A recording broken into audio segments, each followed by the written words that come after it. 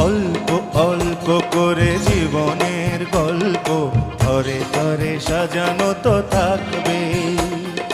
কখনো সূর্যদিন, কখনো চন্দ্ররাত, কখনো গ্রহণটা লাগবে।